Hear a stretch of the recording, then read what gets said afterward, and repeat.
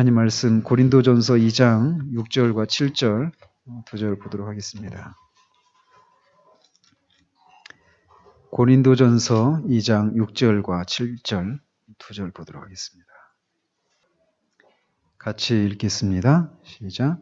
그러나 우리가 온전한 자들 중에서는 지혜를 말하노니 이는 이 세상의 지혜가 아니요 또 이 세상에서 없어질 통치자들의 지혜도 아니요 오직 은밀한 가운데 있는 하나님의 지혜를 말하는 것으로서 곧 감추어졌던 것인데 하나님이 우리의 영광을 위하여 만세 전에 미리 정하신 것이라. 아멘. 우린 지난주에 이제 모든 사람에게 구속을 적용하시는 것과 관련된 이 성령의 사역, 이걸 뭐라고 한다고 그랬죠? 성령의 일반적인 사역이다라고 말씀드렸는데 그 내용을 살폈습니다. 그러면서 요한복음 그 16장에 있는 8절부터 11절까지 그 말씀을 중심으로 해서 성령님께서 오셔서 교회 안에 거하시고 계신다라고 하는 그 자체, 성령님이 오셨다라고 하는 그 자체가 성령의 일반적인 사역의 일부다라고 말씀드렸어요. 왜 그러냐? 그 구절은 한 영혼 안에서 일어나는 어떤 일이 아니라 세상을 향해서 성령께서 무엇인가를 선포하고 계시는 것이기 때문에 그 성령께서 오셨다라고 하는 그 자체가 믿는 사람이건 믿지 않는 사람이건 그 모든 사람에게 하시는 일이다라고 말씀드렸어요. 그래서 성령님이 오셨다라고 하는 그 자체가 무엇을 말해주느냐? 예수님이 메시아이시다라고 하는 것을 세상에 선포하는 것이다. 그래서 그 예수님을 믿지 않는 것이 바로 죄다라고 하면서 믿지 않고 있는 세상을 향해서 죄인이라고 이렇게 선포하고 있는 것이라는 거죠. 그리고 또 예수님이 의이시다. 나를 보지 못하며 이제 의에 대해서 심판하신다라고 말씀하시면서 예수님을 보지 못한다. 여러분 이 구절을 가지고 좀 방대하게 이렇게 해석하신 설교한 게 있어요. 토마스 구딘이 아니라 누구죠?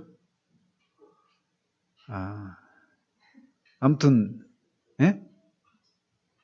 토마스 구딘인가요? 그리스도를 바라라. 그리스도를 바라보는 믿음.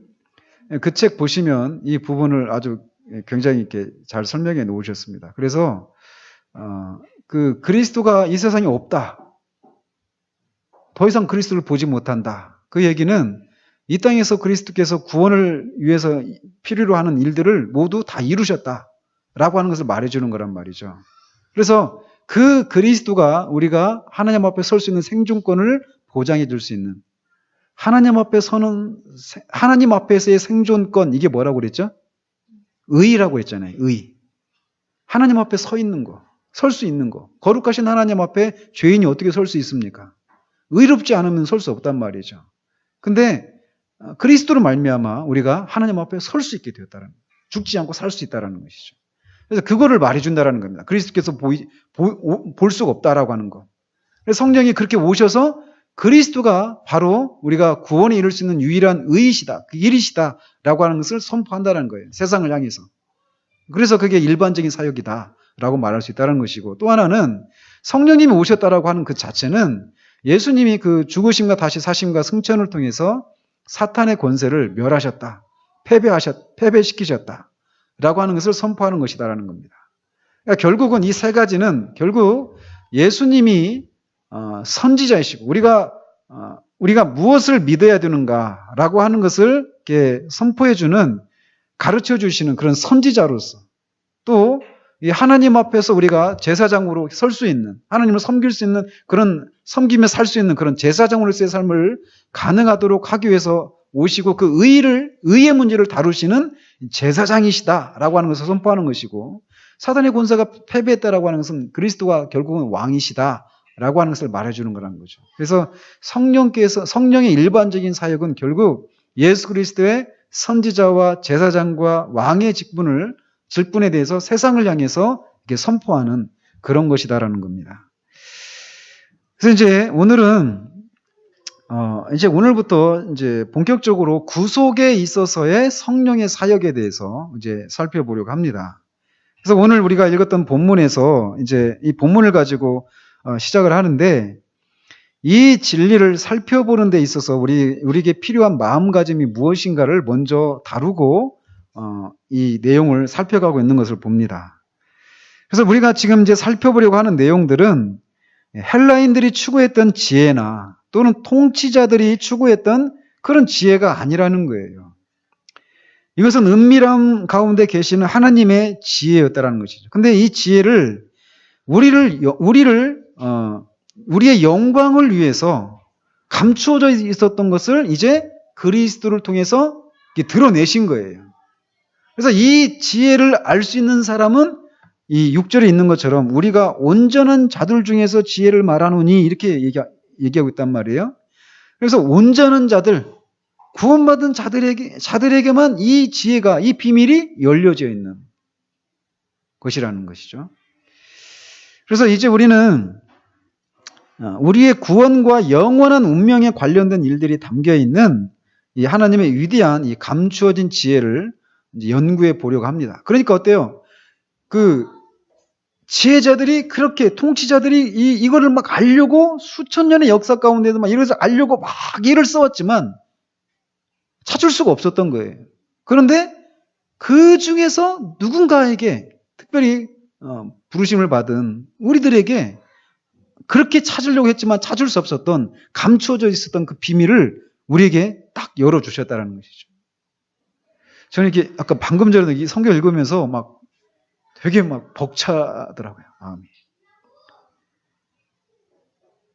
곧 감추어졌던 것인데 하나님이 우리의 영광을 위하여 만세전에 미리 정하신 것이라. 우리의 영광을 위해서 감추어져 있던 것들을 이제 드러내신 거예요, 그리스도를 통해서. 그러니까 그렇게 찾기를 원했지만 우리는 찾았습니까? 아니란 말이에요. 하나님 은혜로 우리에게 주신 거예요. 은혜로. 근데 그 내용이 그렇게 찾고 찾으려고 했던 그런 거하고 비교가 할 수 없는 영원한 운명과 관련되어 있는 그런 비밀이라는 것입니다.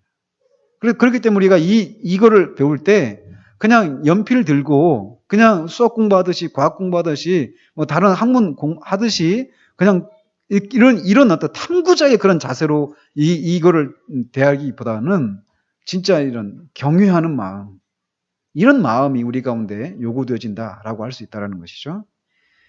자, 그래서 이제 우리 이제 지난주에 이렇게 성령의 일반적인 그런 사역을 말씀을 드리면서 일반적인 사역이니까 믿는 사람뿐만 아니라 믿지 않는 사람을 향해서도 성령께서 그리스도를 이렇게 드러내셔서 그리스도가 누구신가, 그가 하신 일이, 그가 하신 일을 통해서 이루어진 일들이 무엇인가를 세상에게 이렇게 선포하고 있단 말이에요. 그러니까 성령님은 이렇게 일반적인 복음의 부르심을 제시한 일에 관심이 있다라는 것이죠. 근데 그 부르심은 불신자로 남아있는 자들과 신자가 되는 자들, 그 모두에게 주어진 것입니다. 그죠? 그런데 이제 이렇게 믿는 사람이나 믿지 않는 사람, 이 모두에게 복음이 선포되고 있는데 그 앉아있는 사람들 중에 어떤 사람들은 그 부르심에 반응을 해서 구원에 이르는 사람이 있는가 하면 어떤 사람은 그런 반응이 없다라는 것입니다. 그래서 청함을 받은 자는 많되 택함을 입은 자는 적으니라. 그 혼인잔치에 오라고 하는, 그렇게 부르심을 받는 사람들은 많지만 실제적으로 그 자리에, 그 잔치에 참석할 수 있는 그런 자격을 부여받는 사람들은 적다라는 거예요. 그래서 실제로 이런 일들이 주님도 이미 예언해 오셨고 지금도 교회사 속에서, 교회 안에서 끊임없이 발견되는 모습입니다. 그래서 한 부모에게서 낳는데 어떤 자녀는 믿고 어떤 자녀는 믿지 않아요. 그런 일들이 있잖아요.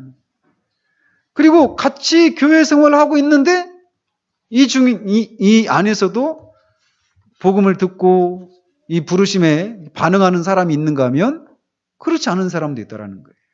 왜 이런 일들이 일어나는가라는 거죠.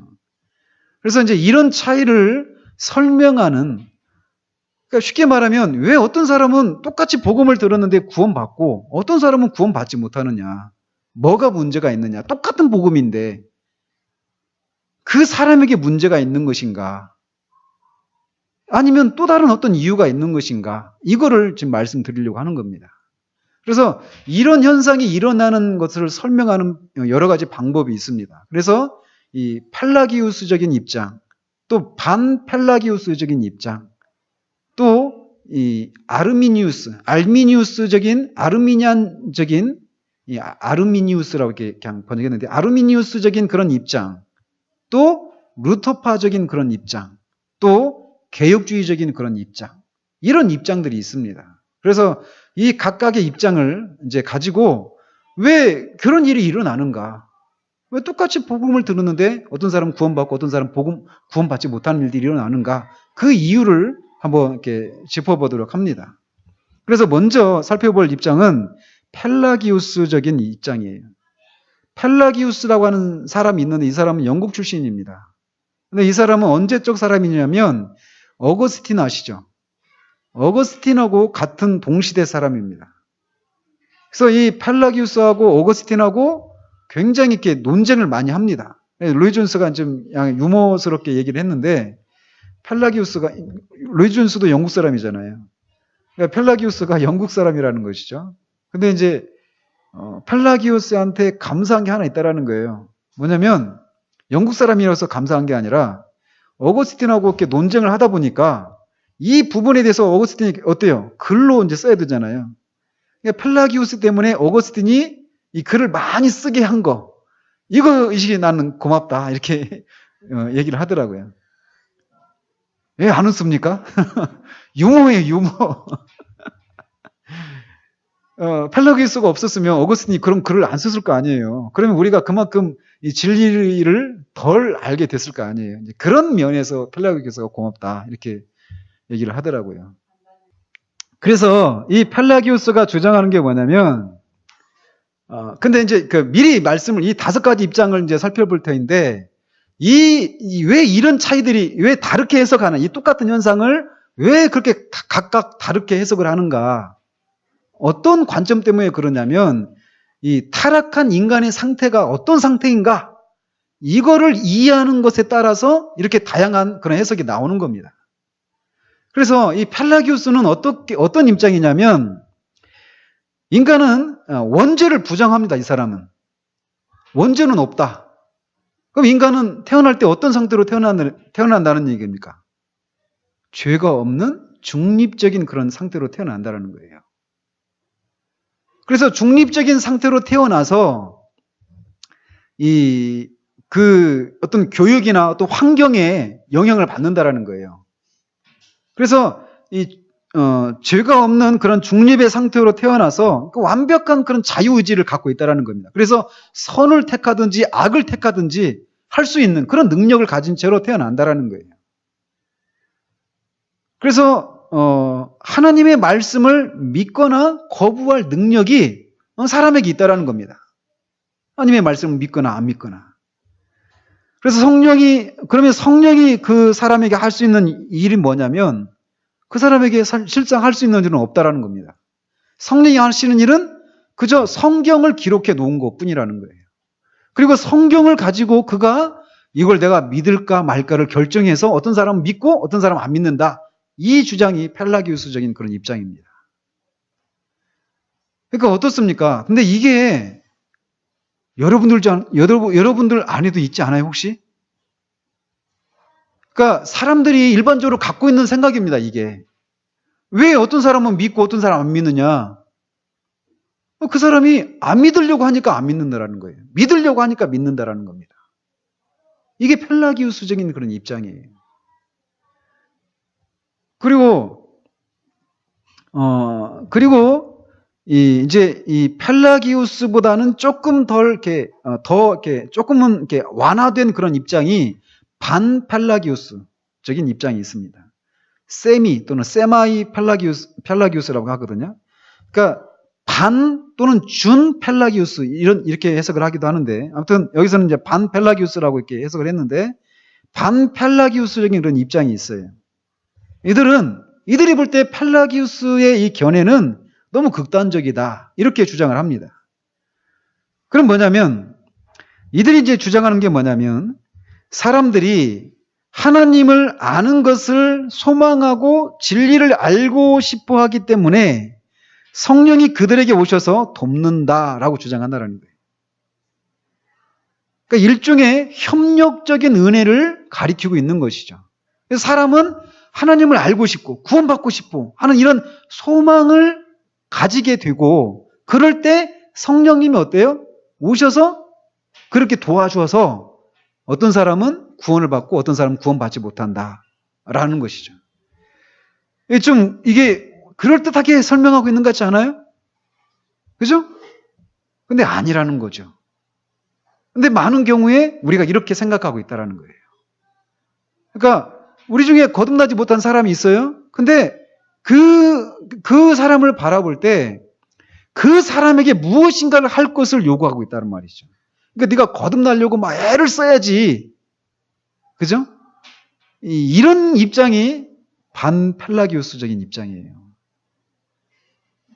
아시겠어요?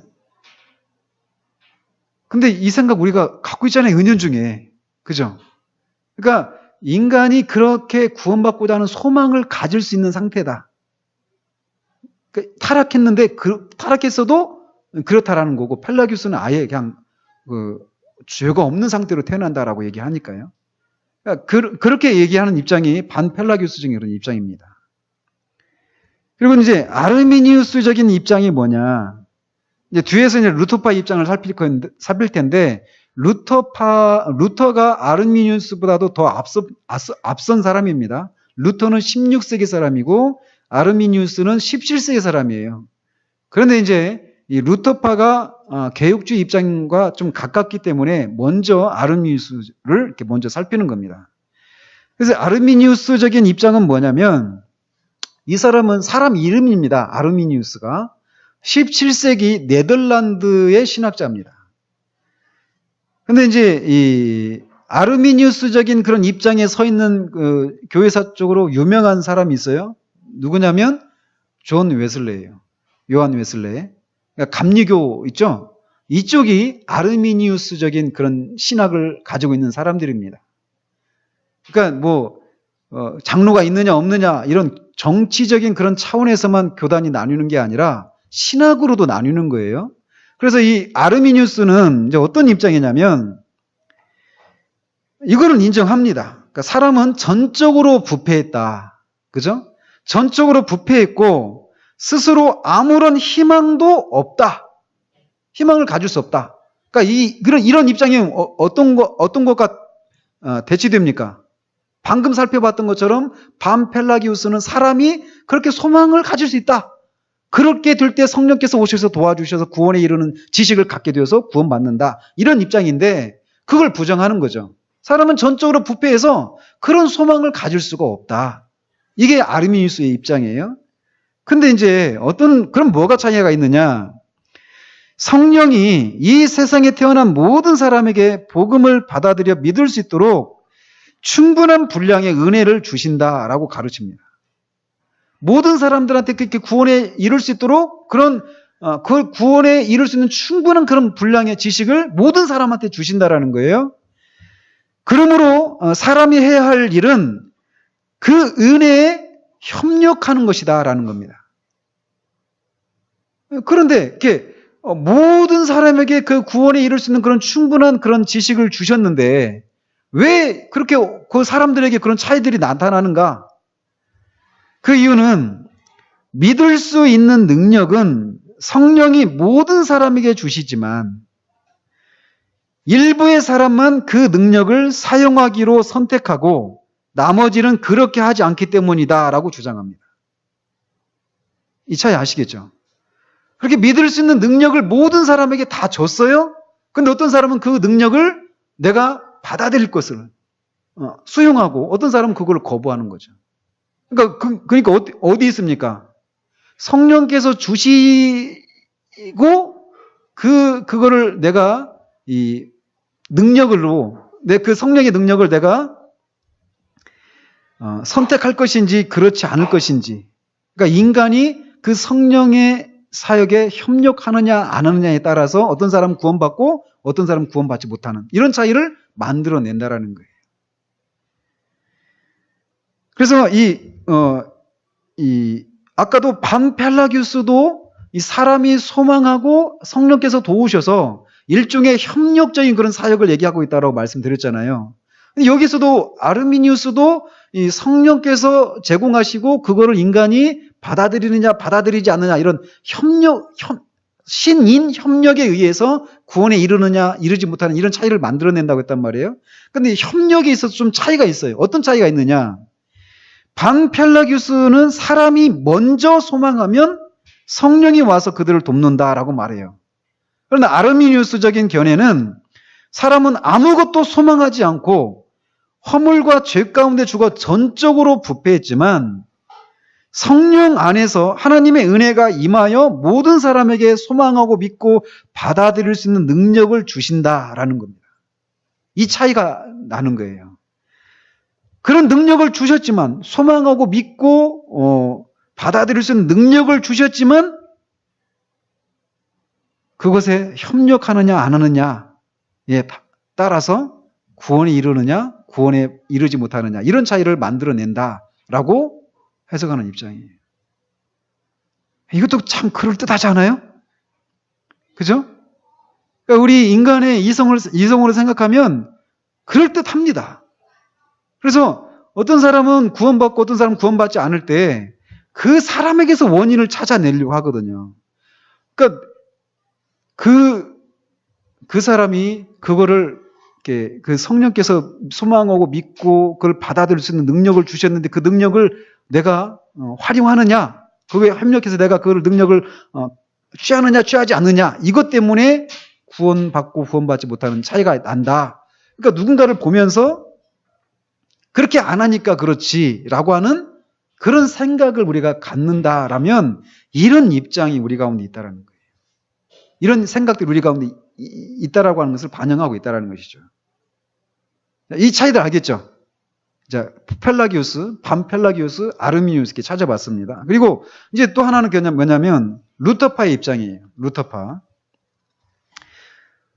이 루터파의 견해는 사람은 전적으로 부패했고 허물과 죄로 죽어있기 때문에 스스로는 아무것도 할 수 없다. 이거는 아르미니우스와 똑같습니다. 그죠? 그러나 그들은 중생의 초기 단계에서 은혜 역시 모든 사람에게 작용하고 있다라고 말을 하고 있어요. 그러니까 모든 사람에게 은혜가 역사하고 있는데 역사하고 있다라고 역사합니다. 그러니까 사람은 할 수 없어요. 그래서 외부의 어떤 은혜가 역사해야만 어떤 구원의 열매들이 맺힐 수 있다는 것이죠. 이건 맞습니다. 그런데 모든 사람에게 그렇게 역사하고 있단 말이에요. 근데 왜 누군가는 구원받고 구원받지 못한 이런 차이가 나는가? 이들은 사람이 하나님의 은혜가 작용하는 것에 저항할 능력을 가지고 있기 때문이다라고 설명을 합니다. 사람이 은혜에 저항하면 그는 불신자로 남아 정죄를 받고 저항하지 않으면 은혜로 구원을 받을 것이다라는 거예요. 그러니까 그러면은 또 아까 아르미니우스하고 루터파하고도 또 비슷하죠? 근데 두 개가 차이가 있단 말이에요. 어떤 차이가 있느냐?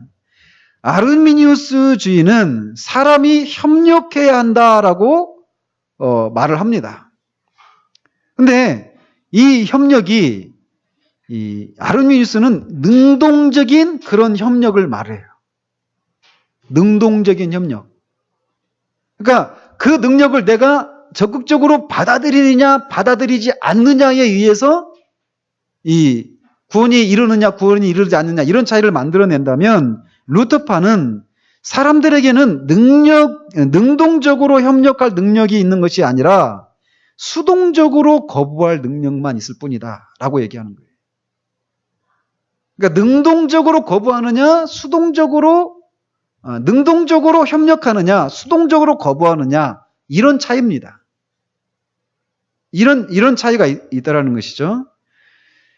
근데 이제 마지막으로 이 개혁주의적인 그런 입장이 있습니다. 이 견해는 영국 국교회의 그 신조가 있습니다. 그게 39개 신조라고 하는데 그것과 함께 웨스트민스터 신앙 고백서 들어보셨죠? 또 뭐 하이델베르크 신앙 고백서, 또 벨기에나 또 네덜란드에 있는 신앙 고백서 이런 것들에서 이런 이 개혁주의적인 이런 교리를 진술하고 있습니다. 저도 우리 교회도 이 입장에 서 있어요.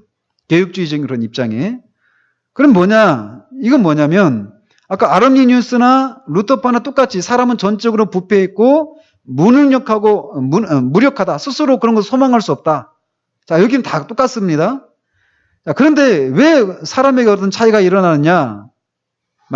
결론적으로 말씀드리면, 자, 지금까지는 어땠습니까? 인간이 능동적으로 협력하느냐, 또는 수동적으로 거부하느냐, 이런 차이들 때문에, 그죠? 이런 구원 받느냐, 못 받느냐, 이런 차이가 났다고 그랬는데, 여기에서는 개혁주의 입장에서는 뭐라고 말을 하냐면, 구원에 있어서 성령의 특별한 사역 때문이다라고 대답을 합니다. 하나님의 성령이 구원받지 않은 사람들 안에서는 행하시지 않는 일을 구원받는 사람들 안에서 하신다라는 거예요. 그러니까 여기 사람이 협력하거나 거부할 이런 요소가 있습니까? 없습니까? 없습니다. 사람은 아무것도 할 수 없는 거예요. 전적으로 무능력하고 전적으로 무력합니다. 다만 성령께서 구원받는 사람들 안에서 구원받지 못한 사람들 안에서는 하시지 않는 어떤 특별한 어떤 일들을 하신다라는 거예요. 그것 때문에 누군가는 구원받고 누군가는 구원받지 못하는 거예요. 그러면 우리 구원에 있어서 우리 인간의 공로가 전혀 개입할 수가 없죠. 전적으로 하나님의 주권적인 은혜입니다. 그죠? 이게 개혁주의예요. 그러니까 개혁주의에서 가장 강조하는 사상이 뭐냐면 하나님의 주권입니다. 하나님의 주권. 그래서 이 견해는 선행적 은총, 선행적 은혜라고 말하는데, 즉 사전에 사람들 안에서 역사에서 그들이 믿도록 하는 은혜를 성령께서 주신다는 거예요. 그러니까 결국 예수 그리스도를 믿어서 구원에 이르는데 그 믿을 수 있도록 성령께서 그 사람들을 거듭나게 하시는 이 일이 있기 때문에 누군가는 구원받고 누군가는 구원받지 못한다라는 거예요. 그러니까 인간에게 어떤 행위를 촉구하게 하는 것이 아니죠. 이렇게 얘기하면요, 이제 많은 이제 논란이 생겨납니다. 그죠? 그러니까 그럼 구원이 전적으로 하나님의 은혜면 이제 순기능이 있죠. 뭐냐면 정말 나의 나됨이 정말 하나님의 은혜구나. 모든 영광을 하나님이 받으시게 됩니다. 근데 또 구원받지 못한 사람들은 내가 구원받지 못한 것은 하나님이 나한테 그런 은혜를 안 주시니까 그렇죠. 근데 나한테 어떻게 책임을 물을 수 있습니까? 이렇게 따지지 않겠어요? 그죠? 그래서 이 교리가 사람들한테서 받아들이지를 않아요. 많이 이 사람을 아르미니우스나 이 루터파 이런 데서는 어때요? 인간이 개입할 요소가 있죠. 그죠? 근데 여기는 인간이 개입할 요소가 없습니다. 여러 견해 중에 어떤 이론을 신봉하고 수호할 것인지는 아까도 말씀드린 것처럼 타락할 때 인류에게 일어난 일과 그 타락의 결과로 죄 가운데 있는 인간의 상태에 대해서 우리가 어떤 견해를 가지고 있느냐가 이런 여러 가지 견해를 만들어내는 겁니다. 우리는 이 교리들을 다루었을 때 개혁주의적인 입장을 따르지 않을 수 없습니다. 타락의 교리, 앞에 우리가 벌써 작년에 얘기죠. 타락의 교리, 전적 타락, 전적 무능력 이런 교리를 우리가 살폈을 때 우리는 이 개혁주의적인 입장을 따를 수밖에 없다라는 것이죠. 다른 어떤 교리들보다도 이 교리를 다룰 때 우리는 우리 이성의 한계를 자각할 수밖에 없습니다. 우리 이성으로는 이해할 수가 없어요. 그래서 열린 마음으로 성경에 다가가고 우리 자신의 개념이나 어떤 철학에 이끌리지 않는 것이 중요하다라고 얘기를 합니다. 감사한 것은 우리가 이 교리를 이해하는 것으로 구원받지 않는다라는 거예요. 우리는 믿음으로 구원받지 이것을 이해하는 것으로 구원받는 것이 아니라는 것이죠. 그래서 이렇게까지 얘기를 합니다. 천국에는 펠라기우스자들도 있고 반펠라기우스자들도 있고 아르미니우스자들도 있고 루터파들도 있다라는 것이죠. 개혁주의자들만 있는 게 아니라.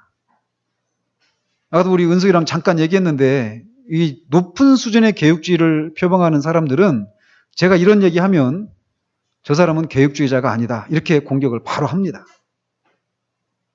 그러나 천국에는 알미니우스자들도 있고 루터파도 있어요. 루터도 천국에 가 있지 않겠어요? 토저 목사님이나 웨슬레 목사님 천국에 가 있지 않을까요? 천국에 가 있단 말이에요. 그러면은 어떻게 믿든지 그냥 아무 상관이 없네요. 그럼 천국 가니까 왜 굳이 이렇게 이걸 그게 구분해가지고 따지고 복잡하게 합니까? 말씀드릴까요? 성경에서 이것을 말하고 있으니까 그래요. 성경에서 이것을 분명하게 얘기하고 있기 때문에, 중요하게 다루고 있기 때문에 우리는 이것을 다뤄야 한다는 것입니다. 모든 하나님의 자녀들은 자기가 할 수 있는 최대한의 것을 이해하려고 소원해야만 합니다.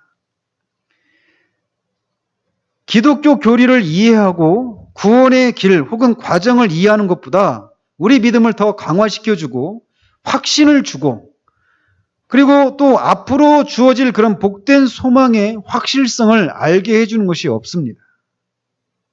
즉 우리가 이 구원의 과정에 속한 이것들을 우리가 알게 되면 우리는 여기에서 말할 수 없는 위로와 확신을 가지게 돼요. 결론적으로 한 말씀 드려볼까요? 개혁주의적인 입장입니다. 우리는 아무것도 할 수 없었습니다. 성령께서 우리를 거듭나게 하시는 것이 아니면 예수 그리스도를 믿을 수가 없었던 사람들이 바로 우리들이란 말이에요. 그러니까 우리 구원의 시작을 누가 하셨습니까? 하나님이 하신 것입니다. 하나님이 시작하셨는데 중도에 건물을 짓다 만다. 그렇게 되면 하나님이 능력이 없으신 분이시다 이렇게 되는 거거든요. 그런 일이 일어나면 하나님 되심이 훼손되는 일이 일어나기 때문에 하나님은 결코 그 일을 허락하시지 않습니다. 그래서 시작하신 일을 반드시 이루십니다.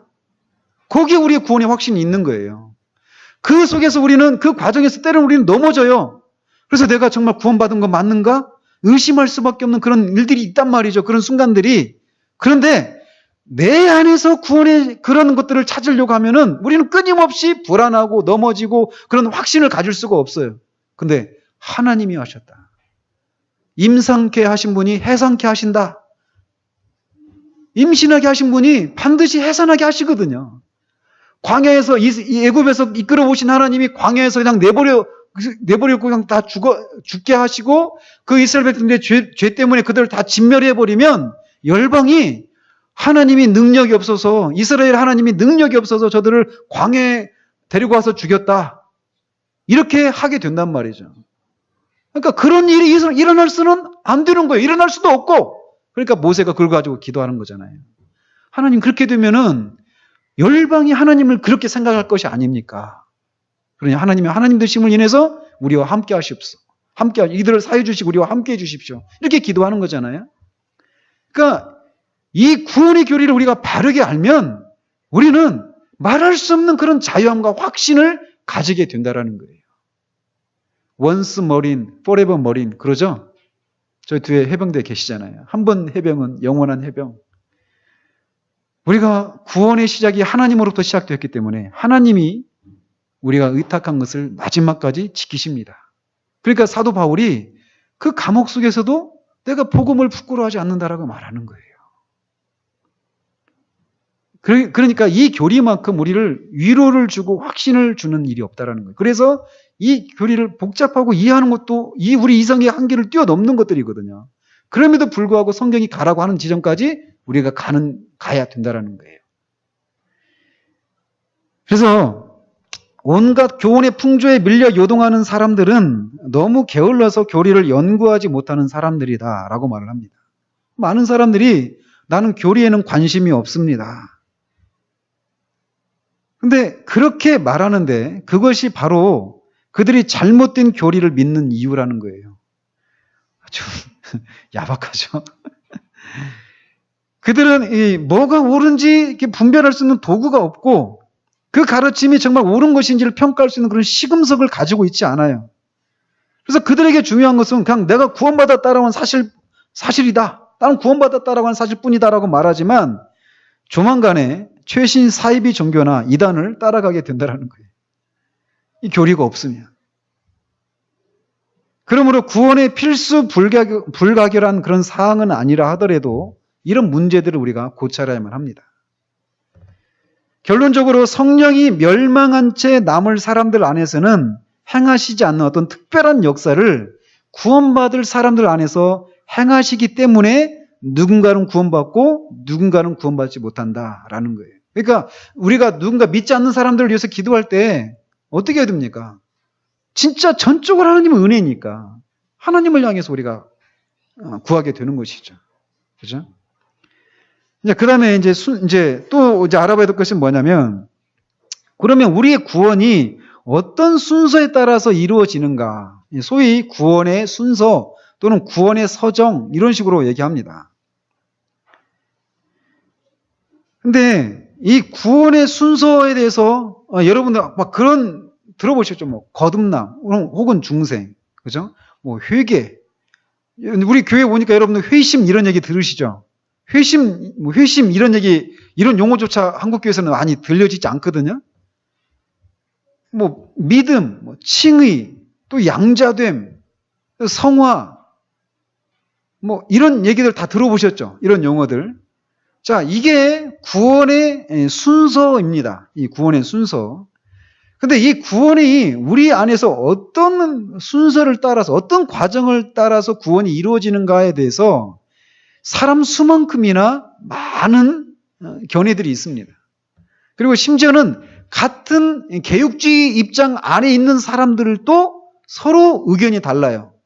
거듭남이 칭의 앞에 오는지 뭐 또 그 반대인지 이게 굉장히 많은 차이가 있다는 것이죠. 이것도 있잖아요.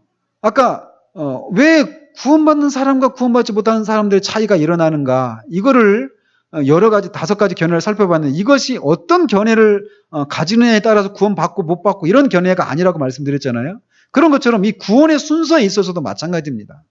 구원의 순서에 있어서도 이게 어떤 순서를 따라가는 것이 개혁주의고 어떤 것은 알미니안주의인지 이것도 말해줄 수가 없어요. 왜? 개혁주의자들 안에서도 이 순서가 다 천차만별이거든요.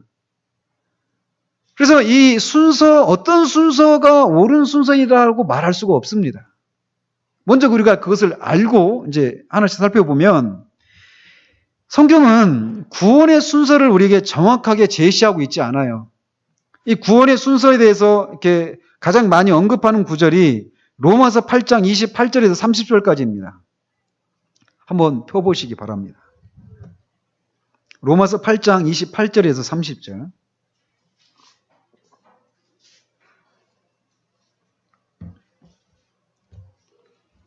(8장 28절에서 30절) 같이 한번 읽겠습니다. 시작.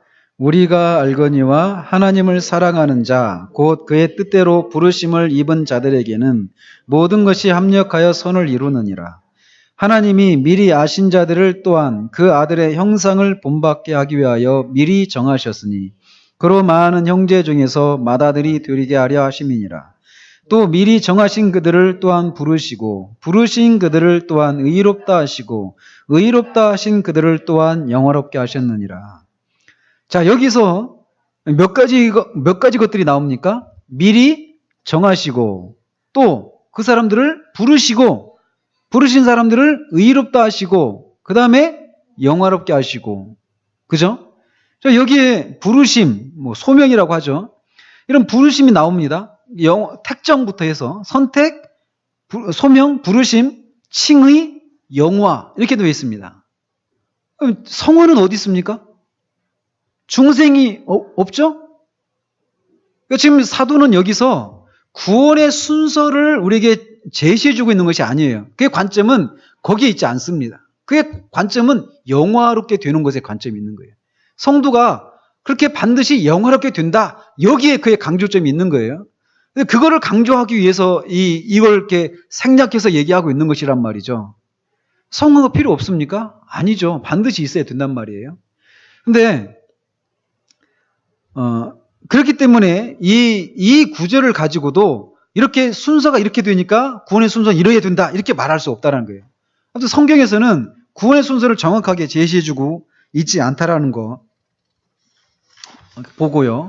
그렇기 때문에 이 문제에 접근하는 방법이 있습니다. 하나는 뭐냐면 두 가지 접근 방법이에요. 하나는 하나님의 입장에서 접근하는 겁니다. 그리고 또 하나는 우리의 입장에서. 그래서 이 객관적인 또는 주관적인 입장에서 이 문제를 접근하는 겁니다.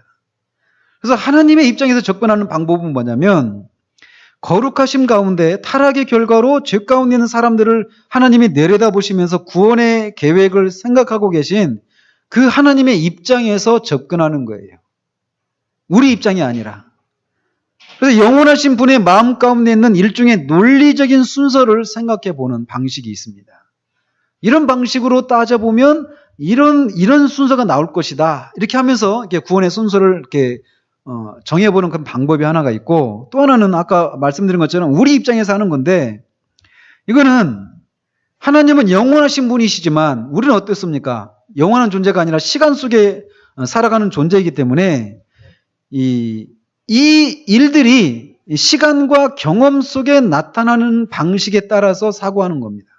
그런 방식이 하나가 있어요. 그래서 이제 아니면 이 순서를 순전히 객관적인 방식으로 생각해 볼 수도 있습니다. 그래서 사람들이 구원받을 수 있기 전에 일어나야 하는 일들이 무엇이고 그것들은 어떤 순서로 일어나는가 아주 객관적으로 내가 어떤 주관적인 경험과 이런 것을 따라서 하는 것이 아니라 객관적으로 그렇게 하고 이어서 주관적인 관점을 취해서 내가 아는 것이라고는 이 일이 실제로 어떤 방식, 이런 방식으로 일어난다는 겁니다라고 말할 수 있다는 거예요. 그러니까 이것도 아까 말씀드린 것처럼 타락에 대해서 우리가 어떤 견해를 가지고 있느냐에 따라서 이 순서가 달라집니다. 그리고 더 첨언한다면 이 순서 어떤 순서를 바른 순서를 내가 만들어냈다 해서 그 사람이 구원받는 것도 아니고 또 반대로 그런 순서를 내가 알지 못해도 구원받을 수 있습니다. 즉 구원의 필수적인 조건이 아니라는 겁니다. 그럼에도 불구하고 왜 그러면 이것을 하느냐? 여기에 우리의 그런 영적인 훈련이 아주 유익한 그런 측면이 있다라는 거예요. 그래서 이제 이제 그러면서 이 구원의 이 순서 문제를 다룰 때 주의해야 할 점을 이제 먼저 말씀드리면 이 구원의 순서는 경험적이고 시간적인 순서를 말하는 것이 아니라는 거예요. 이게 무슨 말이냐? 하나님은 시간의 제약을 받지 않으신 분이셔요. 그렇기 때문에 시간적인 요소를 너무 강조한 나머지 이 요소들이 서로 이렇게 어떤 기계적인 그런 시간의 순서를 따라 이어져야 한다고 말하는 그런 위험이 있을 수 있다는 거예요. 예를 드는데 뭐냐면 아이가 태어났다라고 하는 사실에 대한 첫 번째 증거가 뭘까요? 아이가 우는 거겠죠. 그죠? 하지만 그렇다고 해서 우는 것이 아이가 태어났다고 하는 가장 첫 번째라고 말하지는 않아요. 그죠? 그게 아이가 생명을 가졌다고 하는 그런 증거는 될 수 있지만 우는 것이 그러나 그 생명을 가진 것은 이미 울기 전에 이미 있었던 것이란 말이에요. 그죠? 그런 것처럼 우리가 생명의 증거에 주의를 기울이고 그 증거가 생명보다 먼저 일어났다고 말하는 그런 경향이 우리 가운데 있어요. 그죠? 그러나 그렇지 않다라는 겁니다. 이제 구원에 있어서 그런 여러 가지 순서들이 있는데 그 항목들 중에는 어떤 것은 동시에 일어나는 것이 있을 수 있어요. 동시에. 그러니까 이게 이 구원의 순서를 할 때 이제 내가 거듭났다. 그러고 나서 얼마 시간이 흐른 후에 내가 이제 믿음을 가지게 되고 얼마 시간이 흐른 후에 내가 의롭게 되고 얼마 시간이 흐른 후에 양자가 되고 이런 게 아니라는 겁니다. 근데 우리는 그런 경향을 가지기가 쉽다라는 거예요. 그러나 이런 항목들 중에 어떤 것은 동시에 일어나는 것이 있을 수 있다는 거예요. 그렇기 때문에 시간의 관점에서 다른 하나보다 더 선행한다고 말해서는 안 된다라는 것입니다. 이것을 이렇게 주의할 필요가 있어요. 그래서 이제 두 가지 그런 실제적으로 구원의 순서를 이제 제시하고 있는데 세 가지만 이렇게 보고 마치도록 하겠습니다. 논리적이고 객관적인 관점에서 보면 첫 번째 가장 구원의 순서에 있어서 가장 처음에 와야 될 것은 뭐냐면 뭘까요? 그리스도와의 연합입니다. 그러니까 그리스도와의 연합, 이것에서 구원이 출발하는 거예요. 그래서 그리스도의 연합 다음에 칭의가 오고 그 다음에 중생, 그 다음에 믿음, 양자됨, 회심이 뒤따른다. 그리고 성화, 견인 이렇게 따라온다라고 얘기를 합니다. 자, 이 순서를 여러분이 외우실 필요는 없어요. 그러나 이제 여기서 말하는 각각의 그 항목 있잖아요. 뭐 중생이 뭔지, 뭐 회심이 뭔지, 성화가 뭔지, 칭의가 뭔지 이런 것들을 우리가 뒤에서 다 하나씩 살펴볼 거예요. 그 요소들을 분명히 알아야 됩니다, 우리가. 또 하나는 이제 주관적인 요소를 더 강조하면서 동시에 신학적인 순서를 유지하면서 그 순서를 한번 정해 본다면 먼저는 효력 있는 부르심이 먼저 온다라는 거예요. 그러니까 복음을 전할 때 그 복음이 누군가에게 효력 있게, 저게 정말 나를 위한 말씀이다. 저게 정말 복음이다. 저게 정말 구원받을 수 있는 유일한 길이구나. 이 말씀을 내가 깨닫고 그 말씀에 반응할 수 있도록 우리를 부르시는 그 부르심이 아주 효과 있게 하시는 그것을 효력 있는 부르심이다 이렇게 말하거든요. 그래서 먼저는 효력 있는 부르심이 가장 먼저 오고 그 다음에 중생, 거듭나서 그 다음에 믿게 되고 믿으면 의롭게 되죠. 칭의, 그리고 나서 그리스도와 연합이 이루어지고 그리고 나서 우리에게 우리의 죄를 회개하고 회심, 우리의 죄를 회개하고 하나님께로 돌이키는 회심이 따라오고 그리고 나서 양자됨이 그 다음에 성화와 견인 이런 식으로 따라온다라고 얘기하죠. 그것도 마지막으로 한 순서를 제시하는데 이런 순전히 주관적이고 경험적인 방식을 따르면 우리가 실제적으로 이제 우리의 경험을 통해서 이렇게 그 순서를 따져보면 이렇게 또 순서를 정할 수 있다라는 거예요. 먼저는 죄의 자각. 그죠? 우리 보면 그렇잖아요. 우리가 볼 때 죄의 자각, 죄를 자각하게 됩니다. 내가 죄인이구나. 그리고 나서 회심이 일어납니다. 우리 죄를 회개하고 돌이키는. 그리고 그리스도를 믿는 자들을 의롭게 하시는 칭의, 그리고 나서 중생, 양자됨, 성화, 연합, 그 다음에 견인 이런 순서로 올 수 있다는 거예요. 근데 여러분들이 알고 있는 순서와 지금 제가 말씀드린 순서하고 또 일치가 안 될 수도 있습니다. 그죠? 근데 이런 일치가 이루어지지 않고 있다고 해서 우리가 잘못 알고 있다거나 또는 구원받지 못했다거나 이런 걸 말해주는 건 아니라는 거예요. 이런 것들을 우리가 염두에 두고 이제 이 하나하나가 뭘 말하는가 이런 것들을 우리가 살펴가도록 하겠습니다. 기도하겠습니다.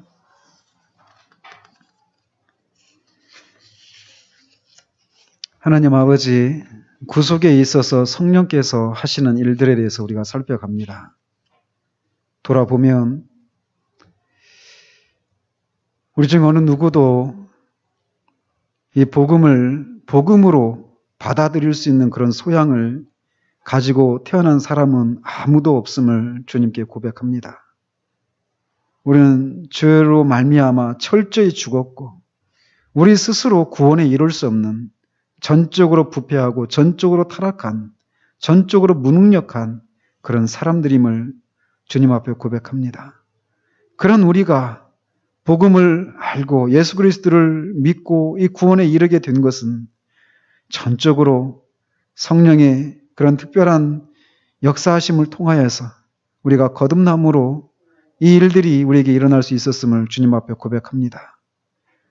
하오니 하나님, 우리가 한순간도 우리의 우리됨이 전적으로 하나님의 은혜였음을 잊는 자들이 되지 않기를 원합니다.